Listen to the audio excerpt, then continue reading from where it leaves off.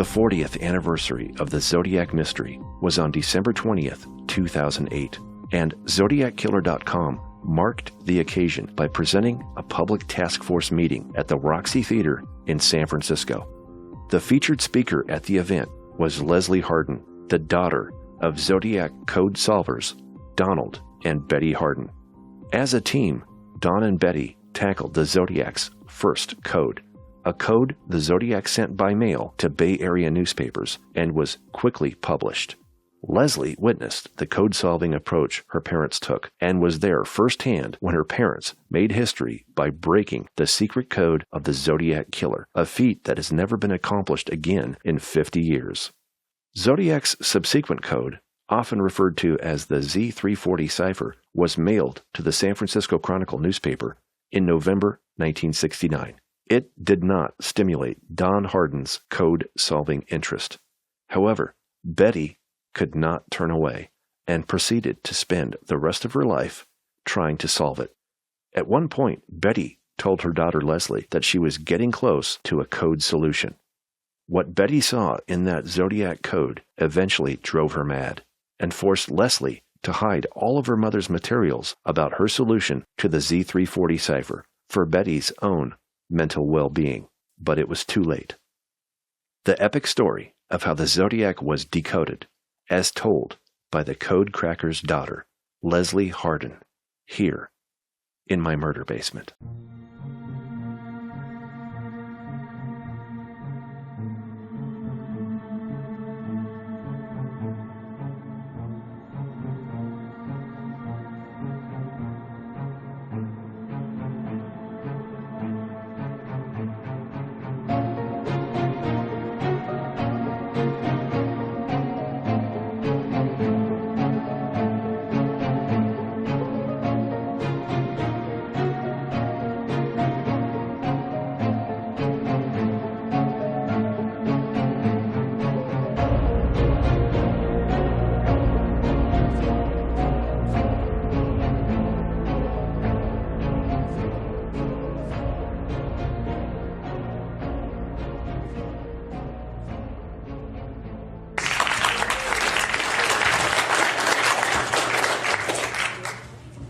Much.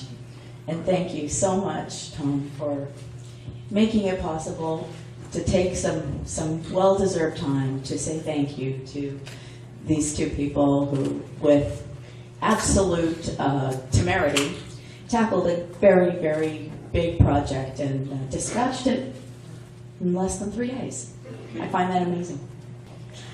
I really am honored to be here to represent them. My father, as David mentioned, is still living, and I spoke with him a number of hours ago, and he unfortunately has suffered a loss of memory in the last few years and recently diagnosed with valley fever. But he chuckled and said, "I'm very pleased. You have all my support and my blessing. Go and tell them about the code." So very happy to be able to do that.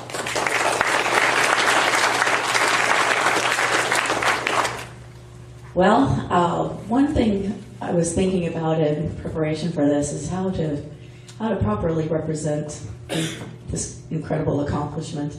And the only thing I can think of to do is to just sort of tell the story from my perspective. And to assist me, I have brought along Mr. Graysmith's book because the interview that he did with my parents was done exceptionally well, and for really very few exceptions, is actually fairly accurate.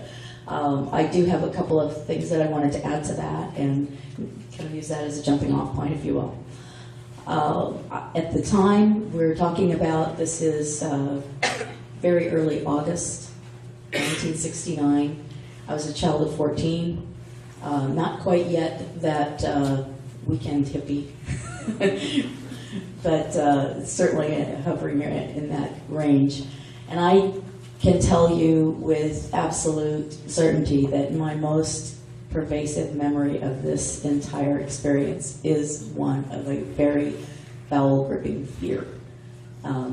That's what I remember. I do remember the morning in question. This is August 3rd, when the code is published, my dad takes the newspaper, unfolds it, and I really remember that very clearly. It was at first something of novelty and something that my dad loved puzzles, and he was intrigued with this.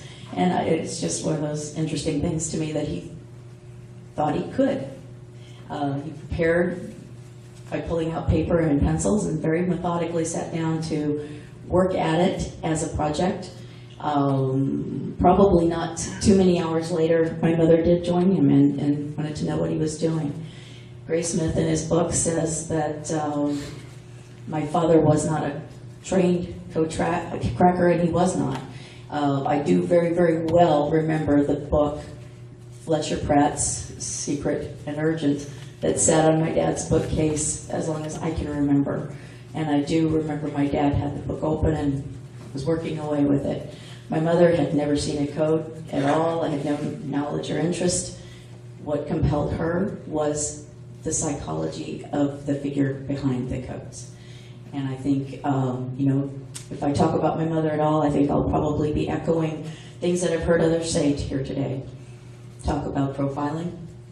Talk about the kind of person who writes such a thing and who commits such acts. And that was what was the compelling attraction for my mother. They sat down and they proceeded to work. And Gray Smith says in here that it's a matter of reference to know what letters are the most common in the English language. It's also a matter of reference to know pairs of letters, and it's also something that we call trigrams, which are groups of 3 letters that would be in a row. And those were the things that my father started with. He did at first really go after the fact that he wanted to see what the code was not. What kind of a code was he dealing with? And he did this in a very methodical way. It was his approach to many things. He often quoted Sir Arthur Conan Doyle's character, Sherlock Holmes, in saying that it is elementary. It is the process of elimination, and the process of elimination is a very sort of scientific method of going after those things, very obviously, which cannot be the solution, eliminating those, and then what you are left with, no matter how improbable that may seem, must be the truth. So that was his approach, and he was very logical and a very left-brained fellow, and that's the way that he deduced that the code was a substitution code. The problem, it quickly emerged that the code was not a straightforward substitution code, but in fact it was something that was a lot more complicated and convoluted and used multiple substitutions for each letter. This is where we get to talk about my mom and her approach.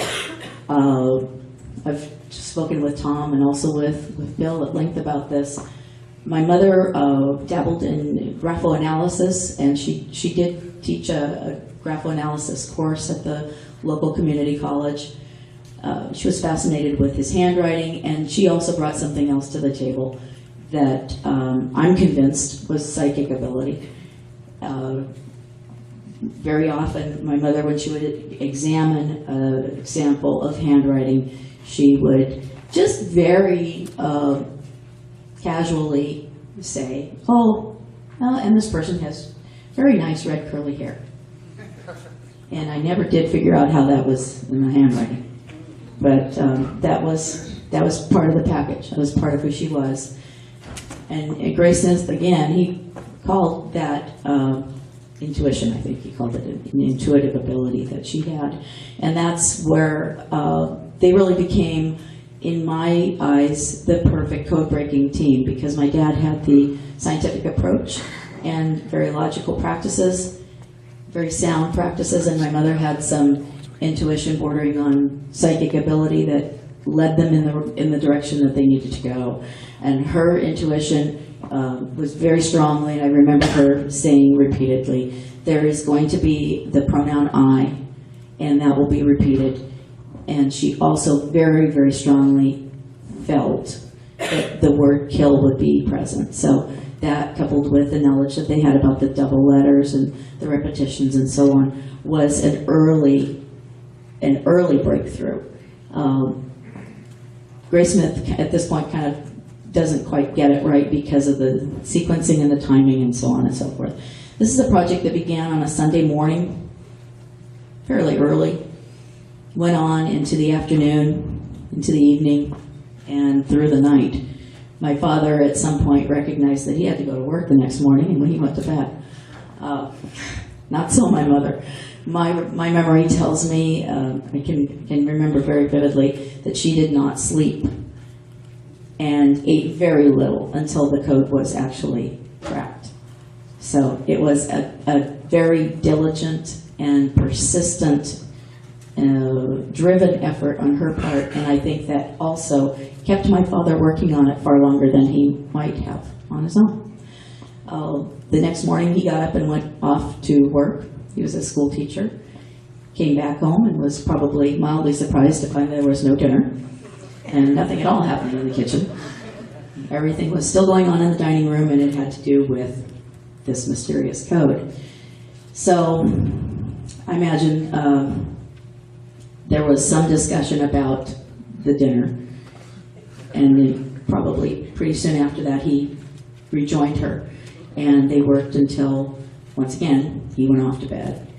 She worked through that Monday night, and so on. I do recall being in my room, coming in and out of sleep, mostly nightmares and scary images, because the words that were floating down the hallway were frightening words. Kill, dangerous, animal. And I remember when there was a lot of discussion about some of the words. The words are misspelled, and some appear to be quite awkward spellings. And there was a lot of discussion, but once the message became clear, it was a very frightening message. And I think that was somewhere deep in the night, somewhere late in the night of Wednesday night. And I woke up, joined my parents, and the question at hand was, what do we do now? It was kind of one of those questions you never really think you have to answer, because this was something that started as sort of a lark and a challenge, and all of a sudden there's what looks like a message. And then the other thing is that when you haven't had a lot of sleep, things start to look either more sensible or less so, depending on your perspective. At any rate, they decided that they would do what the paper suggested. The paper had said, if you think you might have a solution, call this number. So they did, my father did, and that was one of many, many calls. And they actually were told to mail the solution off, and they didn't hear back for a bit. But once they did, and once the quote-unquote experts had ratified their solution, it got a whole lot more interesting. And that's the point at which my parents kind of divided in their aspect with this. My dad, it was decided, would be the front man. He would answer the press questions. He would deal with interviews. And my mother was absolutely adamant from the very beginning that I not be photographed and she not be photographed. And that was something that she never wavered on. What it meant, maybe, historically, is that the part of this that was a truly beautiful team effort became less important. And because my father was in front of the public eye more, it became more of a sort of seen as a solo kind of event. But I think they were really ideally suited together with their skill sets to do what they did. That also, that separation that started there kind of deepened, and as time went by, my father became weary of the press and of the interest and of all of this craziness associated with the case. And by the time the next code came around, he did look at it. He did spend some time with it, and then really, when he was done with it, he really was done with it. He didn't want to spend any more time on it. And my mother had pretty much the opposite reaction to that. She became increasingly obsessed with the code, and something about this case. And worked on that code really up until the time of her death. There were some conversations that she and I had about whether or not she thought she had solved it, and I think she thought that she had solved part of it. And my dad's response to that was, nonsense. It's not possible, we can't solve part of it.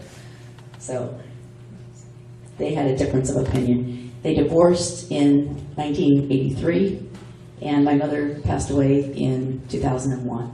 She was the only one of the team working on the second code, the 340, and she had shown me some of her papers and her work, and we were looking at them and talking about those. And at that time, I remember that I did see some words and so on. I very clearly did see the word knife. That is absolutely engraved in my mind. And that motion, it was something that I know my mother acted out many times for me, and it was very likely that she would have had a cigarette in her hand at any given moment. And that was very definitely a knife thrust that she was acting out. And that kind of brings me to the next point, which is back to the profiling and some of these other things. My mother felt very connected to the killer on a mental plane, I think. And I kidded with my husband on the way up today that there is some of the solution of the three-part code. This was it's sequenced now, but what isn't maybe immediately obvious about it is that at the time that my parents took this on, there was no obvious sequencing. So you have 3 pieces of code material, and you don't know what order they go in, and you don't know if sentences, phrases, words are severed at any point. So where they join and where they end and begin it adds to the puzzle. And I think that what we heard earlier, that some puzzles are simply made to obfuscate and are not meant to be solved. I think that's a very, very important point, and it has something to do with the fact that this code was not cracked until someone who had maybe that little extra ability came to it and looked at it, because I do think my mother channeled some of that stuff. I mean, she just knew it. It was intuitive. It was something that she knew. And one of the things she knew was where it began. And I remember that. So she had a connection to the mind of the killer, and she had a connection to his way of thinking and being. And it's a lot like what you said, David. We all have a commonality, and it's maybe shades of difference that we're talking about. And she was able to connect with him to such a degree that it did drive her mad. And I know that she absolutely, positively experienced terror. And every day that went by, I think it became worse. I had later heard from a Swiss journalist that he spotted my mother's papers for sale on the internet somewhere. And I don't know where. Interesting. This case does have some interesting quirks. Yeah, and honestly, I don't tell that part of the story because I don't look good in it at all, because that's the part where I take the code and the workings, maybe the solution even, away from my mom, because she's becoming so scared and so paranoid that she's sleeping in the bathtub. And I just can't stand to see her go through that. So you know, you have to realize that at some point, you know, I have the rational voice of my father in one ear saying, it's simply not possible. She doesn't have the skill set. You can't solve part of the thing. And then I have my mother's voice over here. And remember, she's the one who knows that people have red curly hair, you know. And I don't know how she knows these things. It made me crazy. And she would be telling me things in this ear that make no sense at all. They just don't sound there. It's that left and right brain. So she's telling me things that are really otherworldly. And I think, okay, this has got to stop. We have to stop this. Well, I would say I was in my 40s. So that is, you know, when my father was gone, it became my job to be the grounded one. I had to do the day-to-day things because she could not do that at all. So I had to do the paying of the bills and the worrying about eating and sleeping. She was extremely creative and would, you know, stay up for days at a time pursuing the code. That's all she did. Question? An observation and a question. I think it's fascinating that you say that it was written in second person, and I was wondering, wasn't the fact that I was so predominant, wasn't that in the news immediately when the first code was cracked? You bet. So it seems to me that would motivate him to write the next one in second person to blunt that effort to look for the... I agree so completely, and it underscores what David said earlier.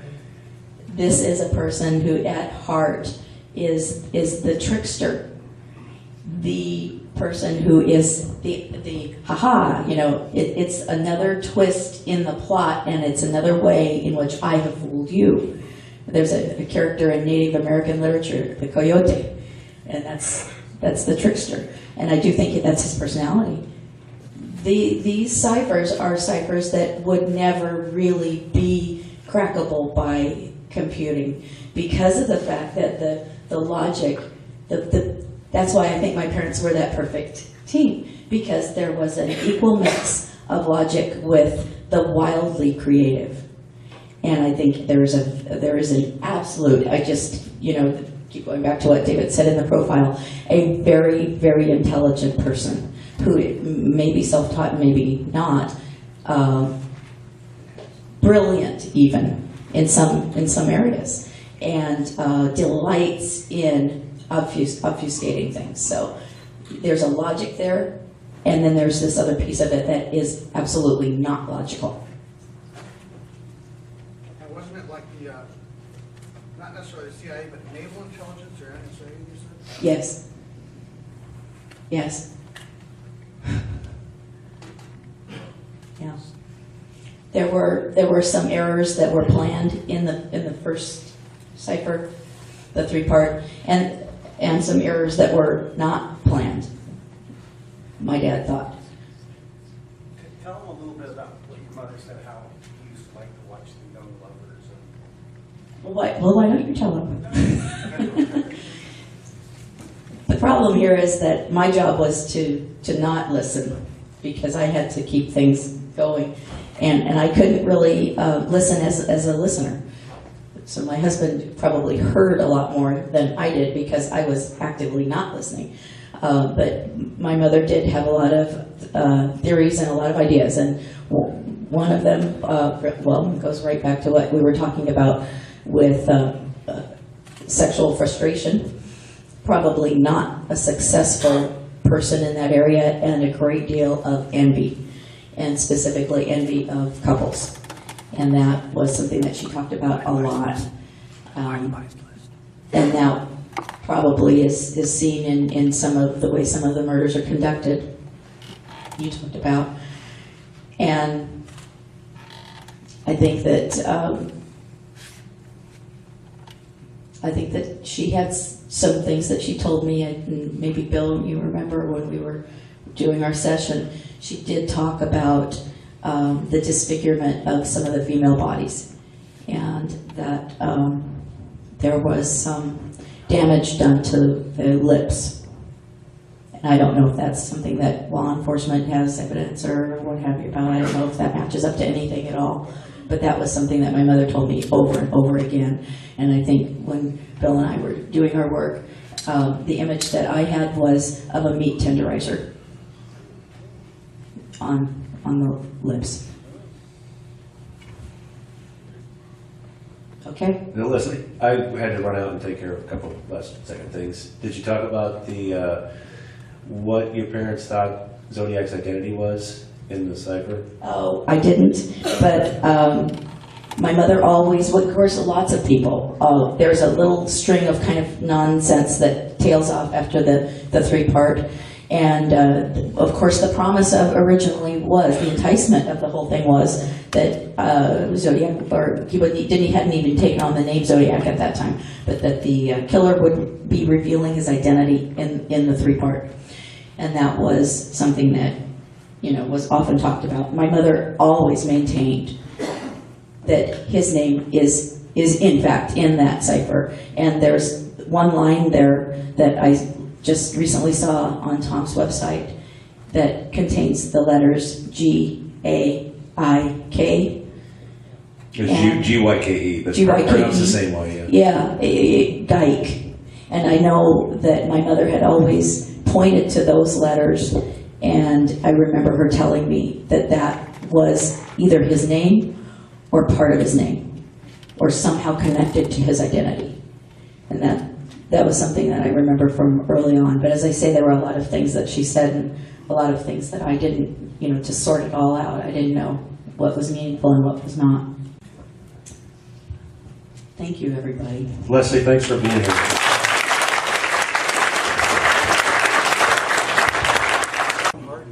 Donald Hardin's on the phone. What? It'd probably be better if you did. Leslie, you talk to him. I don't know what to say. I would just say thanks, Don, for... Yeah, Don Hardin. He's usually credited with solving the whole thing himself, but you've learned that's not true. Okay, thank you. I don't know what you'll have to say. Okay. Hey, Dad. I have a lot of people here who want to hear your voice, and someone special wants you to say hi, Tom. Hi, Don. Thanks for everything you did.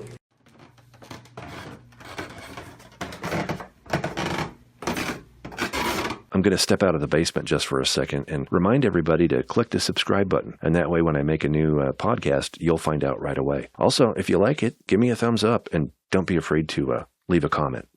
Okay, back downstairs. It's been more than 10 years since Leslie first told the story of her parents' amazing contribution to true crime history. And sadly, Betty's work on the Z340 has never surfaced. Those materials are as elusive as Zodiac himself, but I haven't given up the search. And if Betty's Z340 materials are ever found, I will tell that story in my murder basement.